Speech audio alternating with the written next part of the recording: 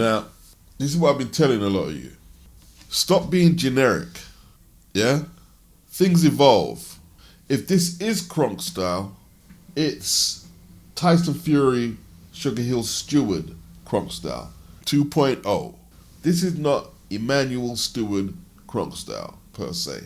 They are using different ways to neutralize their opponent than Manny Stewart.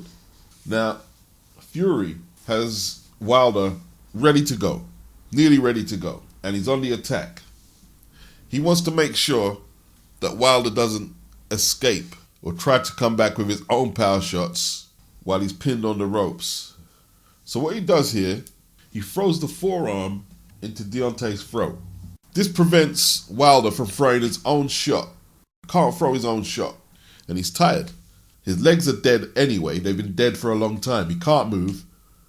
And more to the point, he can't move with that big forearm, that right forearm, all up in his throat. Tyson uses that to stabilize him.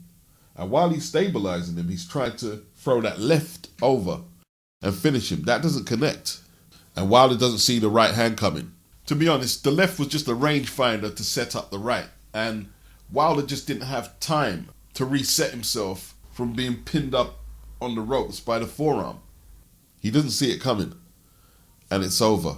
Now, some of the Wilder fans are going to say these are illegal tactics. But Ernie Shavers, a phenomenal puncher, he used similar tactics against the likes of Jimmy Ellis. Ellis was trying to finish him off. And then after the exchange, they both came to the center of the ring. Ernie used his left hand and kept it on the back of Ellis's neck. And that stabilized him for the right uppercut. And that was it for Jimmy. That was it. And he done the same thing to Joe Bugner. He stabilized him with that left hand around the back of his neck and drilled him with the right uppercut. Bugner retired a round or so after in the corner. Floyd Mayweather versus Ricky Hatton. I'm guessing it could have been around the 8th or 9th round. Ricky was still full of life. He was losing the fight and he wanted to press Mayweather and make it a rough fight. Floyd had different ideas though.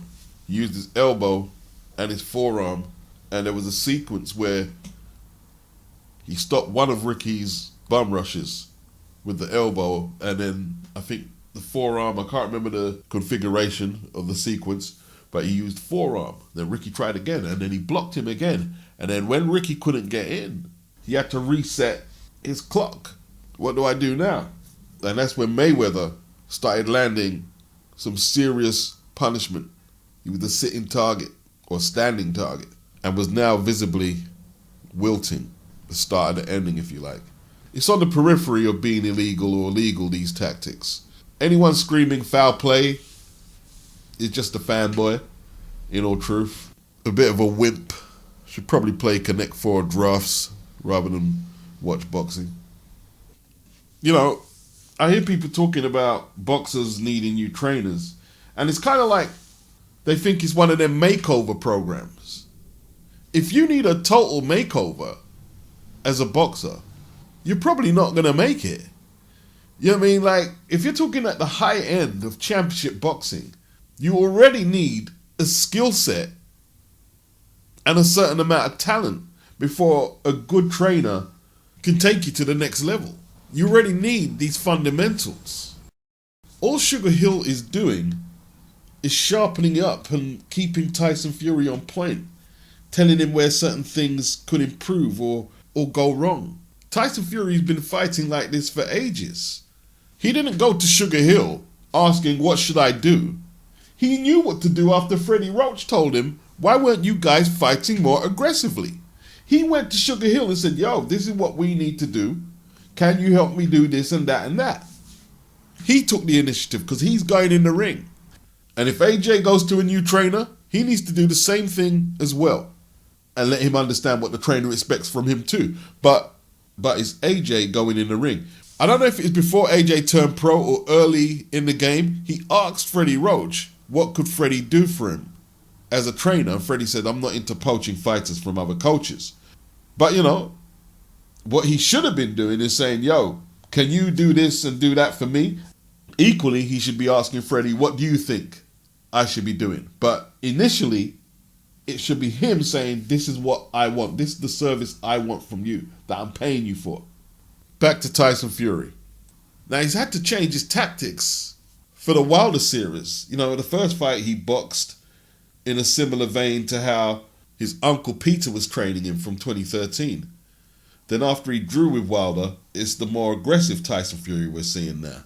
Watch here against Steve Cunningham. You got to watch the sequence.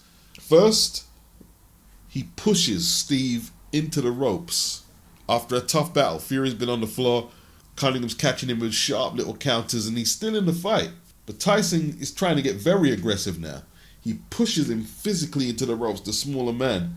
And then watch the left forearm, all up in Steve's face. Steve can't even see anything. He can't even see the right hand coming. And bang, good night. Can anyone cope with Fury's inside game is the next question. Wilder's not crying foul. Apparently, he's gave Fury his congratulations and he's moving on with his career. First knockdown. Right hand over the top by Fury. Wilder's down. The referee counts 1, but Fury's in the way. Fury goes to the neutral corner and he picks it up at 4. He starts his count at 4 because that's the timekeeper's count, right? That's the timekeeper's count. You see? He started the count at 1. Fury was in his way trying to get to a neutral corner.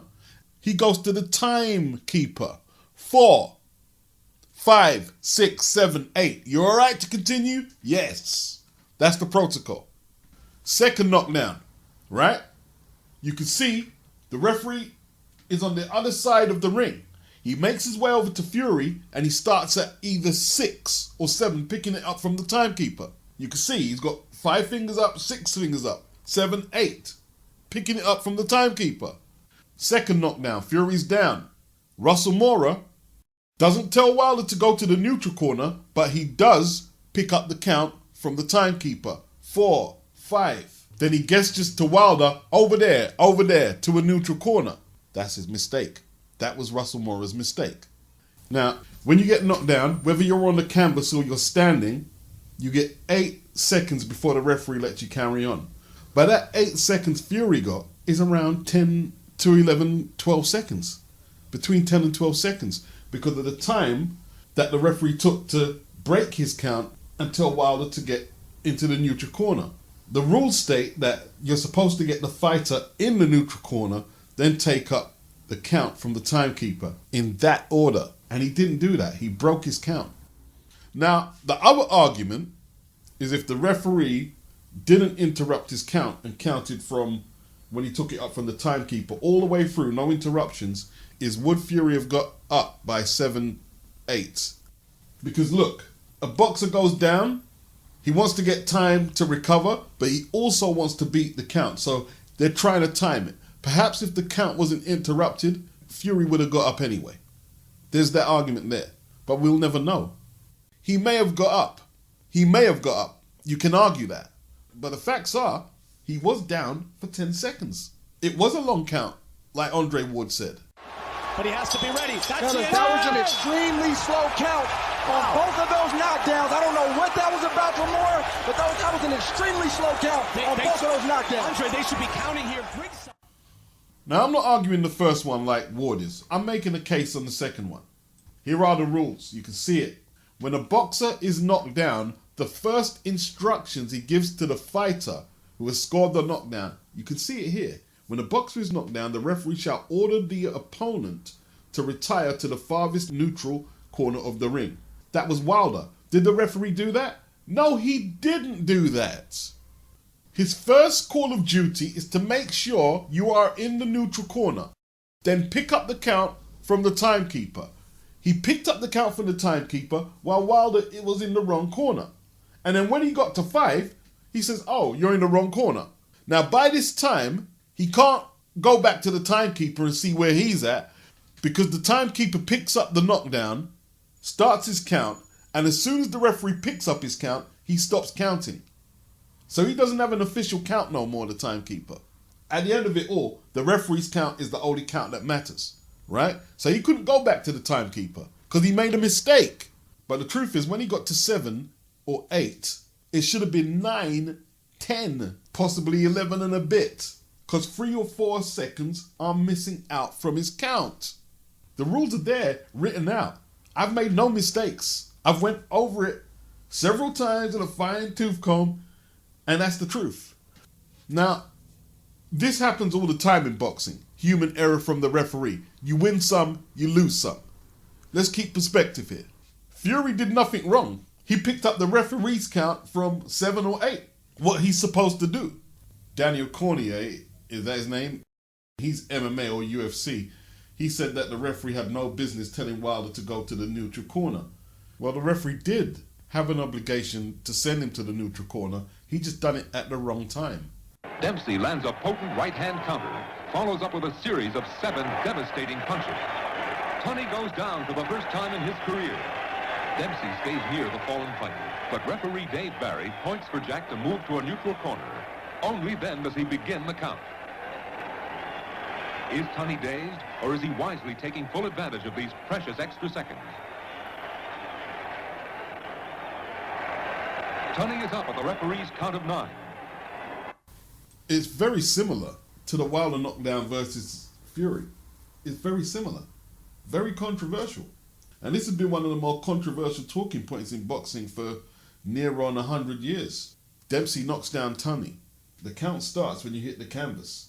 Now this is the new rule they've just brought in for this fight here. You have to go to the neutral corner. The referee tries to get Dempsey to the neutral corner. Eventually, Dempsey goes to the neutral corner. But this has took at least 5 seconds out of the referee's count. The referee doesn't go to the timekeeper. He picks up the count himself from 1, 2, 3, 4, 5, 6, 7, 8, 9, and Tunney gets up at 9. But he was down for at least 14 seconds. Now the referee who handled the Tunney and Dempsey fight, he messed up way worse because he didn't even go to the timekeeper. He messed up way worse. Because Dempsey, a few rounds later, he's floored by Tunney. It's a flash knockdown. Overhand right, I believe it was. Dempsey gets straight back up. The referee doesn't try and get Tunney to go in no neutral corner or nothing. He just starts counting straight away. You can do some homework on Russell Mora. He's the guy who let Abner Mares take 3 shots at Joseph Agbeko's dick. And he has a lot more controversies on his resume as a referee. Now, it's just a talking point. Kind of like when Wilder was badly buzzed against Luis Ortiz, and when he came out for the next round, they gave him them extra seconds of checking him over for whatever reason. You know, sometimes it goes for you. Hometown politics, who's connected to who. It's rounds and swings. So it's just a talking point because you could easily argue that Wilder should have made sure he headed over to the neutral corner straight away after he knocked down Fury. I mean, it's not like he's a newcomer to scoring knockdowns. He scored a lot of knockdowns. If any heavyweight should know to go straight to a neutral corner, Wilder should know. They're saying that this was the heavyweight version of Hagler and Hearns. These are the most generic comparisons you could make. First of all, Hagler's my favorite fighter, but Hagler versus Hearns is the most overrated fight people keep quoting as a great fight. The fight was finished after the first couple of minutes when Tommy threw everything he had at Hagler and Hagler didn't move. The fight was finished after 1 round. The other myth about that fight, Hagler was really hurt badly. Where? Where exactly? Where was he staggering all around the place from Thomas Hearns' right hand? Where? And it was a good fight. Wilder versus Fury 3 was a good fight. Let's get that established. But how does beating Wilder twice and drawing with him once give you such a great resume? He has a weak resume. His fan base, they boosted up that Luis Ortiz win and they just overinflated it.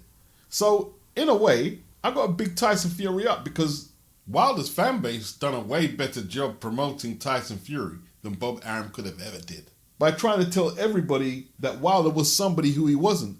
And now Fury has just took all his stripes, you know. Wilder is a man who didn't fight Vitali when he was champion. And Wilder was deep into his career, about 23, 24 fights, while Vitali was still fighting. He waited for Vitali to retire. He beat Berman Stavern for the title. Wouldn't unify against Vlad because Shelly Finkel said he was still a baby. Never unified a belt in his career. Look at all the contenders he didn't fight. He was supposed to fight Povetkin. That didn't happen. Dillian. How many days was Dillian waiting for a shot in the number 1 position? How many days? Over 1,000 days. I'm not going to entertain anyone saying that Dillian isn't one of the best contenders out there. I'm just not going to entertain it because it's the most stupid thing you can say. And what are you going to say to me? Oh, Dillian got knocked out twice. But Wilder didn't do it. Why are you quoting fighters getting knocked out when Wilder or Fury didn't do it? Why do you keep doing that exactly? I'm not getting that. Dillian is getting knocked out by fighters who are better than anything Wilder has on his resume apart from Tyson Fury. You know, they're making arguments that Ali lost to Spinks who was 7-0-1, so Tyson Fury must be better than him. Lennox Lewis got knocked out by Hasim Rahman and Oliver McCall, so Tyson Fury must be better than him. These are the arguments they're making on my channel. I kid you not. Their whole premise on how great Tyson Fury is trying to convince me that he would beat all these great fighters from the past because, in their opinion, he's better. He would beat all these great contenders and champions today, whether it's Joshua, White, and Usyk. He would beat all of them in their opinion. It's all based on their opinion, not who he's actually fought. Because if we break down who he's actually fought, he's had 4 championship fights, 1 against Vlad, and 3 fights against Wilder. Makes him better than Ali, Joe Louis. You know, Joe Louis lost to Max Schmeling, got knocked out by Max Schmeling. No way Tyson Fury's going to lose to Max Schmeling. So he's better than Joe Louis with 25 defenses. This is the kind of logic that they're bringing. On this channel, undisputed is the goal. And especially in this weight class here. And in that way, I don't have to listen to who you think Tyson Fury would beat as opposed to who he has beat. I don't have to listen to that. See, the thing is, these people, the Tyson Fury fans' logic, and a lot of the Deontay Wilder fans' logic, if they fight each other 10 times and it's 5 apiece, they're going to say, oh, well, you know, the other guys weren't good enough to fight. That's what they're going to say. And say that's why we're the greatest. That's unacceptable. This current heavyweight division has very good contenders. If you want to be great, the competition is there. There's great fights to set up everywhere. This isn't like when Vlad and Vitali took over when Lennox Lewis retired. Nah, the contenders are here. You know, when Tyson Fury says he has nothing left to prove, well, what does that mean really? Financially, no, he has nothing left to prove. And as for pleasing his fan base, there's nothing left to prove. But there are a lot of questions. There are a lot of people who haven't been fought. But yo, he's not fighting for me, and I don't expect him to either. He should do what he feels right. There's no doubt about that. But you know, what did James Toney call a certain journalist the other month? A jockstrapper. A lot of these guys are jockstrappers. Let me tell you this now, right? This heavyweight picture, in a few months' time, maybe a year, it could flip all around. And these guys are going to be talking a whole different flipping language than what they're talking now. Because the way they qualify greatness, with no substance or sustenance, they'll just jump off whoever they're saying is great right now. With a few events taking place that were unexpected, they would jump off whoever's jock they were riding a few months back. Because there's no sustenance or substance behind what they're qualifying as greatness. These social media-ites, they can't see nothing past the hype of the last fight they've seen. They forget history as far back as a couple of weeks or months back. That's how lame they are. Now, I'm going to take a cynical approach on Wilder's U-turn on not giving Tyson Fury his props. And that's not to diss Wilder. Listen to what I have to say first before you make any judgments.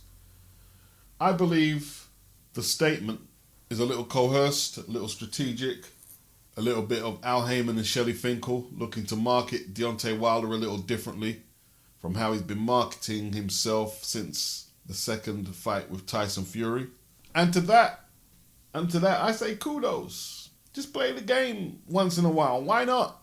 You know, that was a good fight, a very popular fight on Saturday. Who knows what can spring off from that in terms of endorsements? I mean, he's got money already, but that's what his handlers, his managers, his promoters, his advisors are looking at. Turning this guy into a global sports star. Why not? Wilder is the PBC flagship player, not Gervonta Davis, Deontay Wilder. They have to be very strategic how they maneuver him. You know, like, no disrespect to his fan base online on YouTube, but You can't stagnate the guy with just a black fan base. You got to turn this guy into a global icon. That's what you have to do. And I'm not saying to whitewash him or anything like that, but if they could play the game a little here and there, who knows? Like, he could mount a comeback and start to do some serious numbers as a pay-per-view star with the right fights. I don't care how much he meant the statement or not. I really don't care if it was contrived or not. He made the statement, and that's that. It doesn't have to keep treading over the same ground year after year. I mean, I think Shelly Finkel, he wasn't happy with some of the comments that Wilder made and a lot of the hysteria around Glovegate, Poison Water, and Breland. And I think Finkel probably had a big say. Not saying he's a puppet or anything like that, but you pay your management, whatever you pay out your purses, to look out for your PR too. And I think this was a good opportunity for them to take Deontay Wilder in a little bit of a different direction than he's been in the last 2 years.